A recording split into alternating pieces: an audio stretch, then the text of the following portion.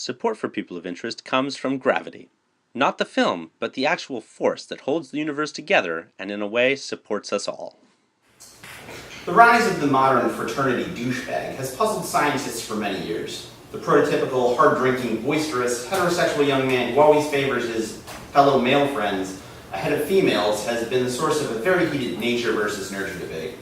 However, Jeanette Tanner, a parasitologist at Johns Hopkins, has recently come across the possibility that douchebags are actually the result of a parasitic protozoan, Plumiosacus gondii, that alters the behavior of these men to create the perfect scenario for its reproduction in yeasty digestive tracts and transmission mainly through high fives. Her findings are still in the very early stages of research. Jeanette Tanner, welcome. Thank you. Now, Jeanette, so this your work, your protozoan, builds it reproduces in mainly the fermented hops of Milwaukee's best, Afro-Bohemian. What is that? I mean, what is this? How is that? I'm just science is lost on me. Right, so it's mitosis. Yes. So basically, a cell, the protozoa, it's a single cell organism. It pretty much just grows, just like almost like how a douchebag's ego gets bigger and bigger. Right. It grows and grows until it splits. And as it's doing that, the DNA inside of the protozoa is also replicating, and then it will split off into two separate sides. Yes. Split. And the interesting thing about the protozoa is the DNA is so simplistic, much like the organism that they habitate, the douchebag. What was your first tip-off that douchebags were actually being controlled by parasites? Part of it was that you wouldn't see, you'd see a nice gentleman enter college, and he goes to his first party, and just the slime from the host's palm would transfer the protozoa into this fresh 17-year-old boy, really. Yeah. And as he just got more ideas from the douchebag, he would start to formulate them and allow them to grow a little bit. But as that was happening, the protozoa would just drive into the prefrontal cortex and just cause those ideas to keep going like a feedback loop. Oh, okay. I mean, so obviously, your research is still pretty new on this. How have your test subjects have been? Where I'm sure you've had to go in there and test on some actual douchebags. Yes. Are they easy to work with? Yeah, they're very easy to work with, actually. Basically, they don't care if they get paid like normal test subject. We just give them a pizza.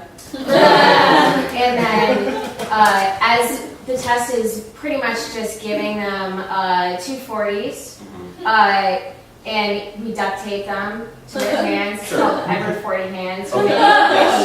With it. Yes. And then the way that we are able to test how fast they drink the 40s without urinating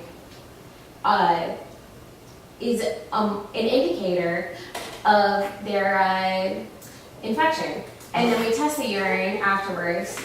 As soon as they can get the duct tape off of their hands, they always need to go. So they go right into the Nalgene. Right. And then we test it. So, wow. Yes. So you'd think that hanging out with a bunch of douchebags would be pretty difficult, but it actually sounds like you've got a real handle on it. I mean, it's pretty entertaining. Yeah.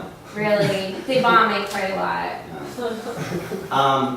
Now, I believe you've also mentioned that there is a strain of this protozoan that only grows in Pabst the Ribbon that causes hipster douchebags. Now, what's happening there? What is it about the Pabst? What's what is this switch here? Right.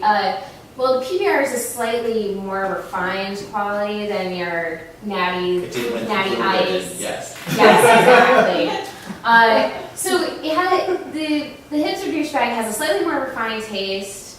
The protozoa has evolved to be attracted to flannel and really shitty beards. Yeah. So it actually gets transmitted through like the odor also. Really? Yes. Interesting. Yeah, so if you go to any of those underground clubs or say like a cult show or such, you would be inundated with this odor, especially because many of them don't believe that deodorant is useful. Yeah. Like aluminum causes cancer, which it doesn't actually. But that's a topic. Anyway, I'm sorry, Yes, that's just of an course. aside. Yeah. Anyway, so that transmits, the organism had evolved Wow. to transmit to. Now, this, it seems to, in recent years, started to affect women. What's happening there? I mean, are women just accepting more high fives, or is this becoming a sexually transmitted disease? Well, it's true that women are, they're accepting more high fives. Mm-hmm. They're accepting the leapfrog slightly more. Oh, of course. But really, it's getting into their hormones. Oh. It's really gotten into the progesterone. No, go on. Okay, and it's just affect. Okay, so it's a metabolism thing. Mm-hmm. Pretty much, the organism causes there to be more progesterone. There's a buildup in the brainstem. Sure.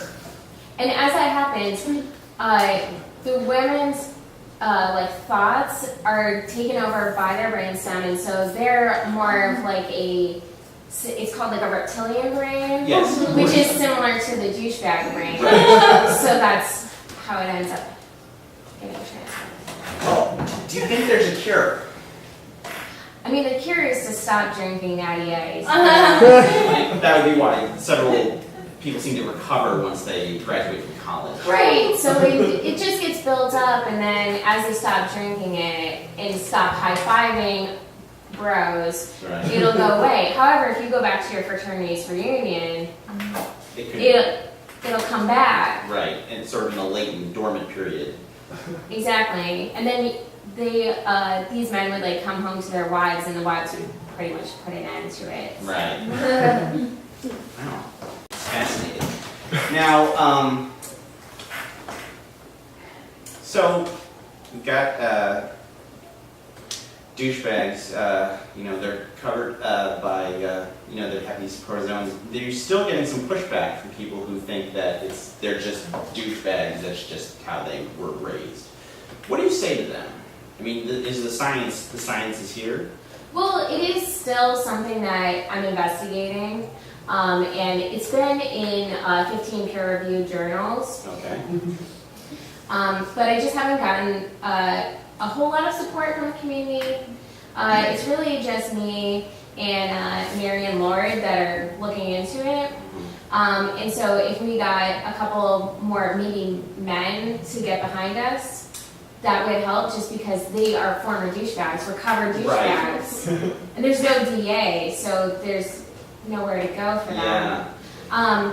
But what I like to say to the nature versus nurture people that think that it's just caught in a social setting is that look at the facts. Okay. Don't listen to the internet. That would be a douchey thing to do. It would be don't go on to dig. Very good. Jeanette, thank you so much.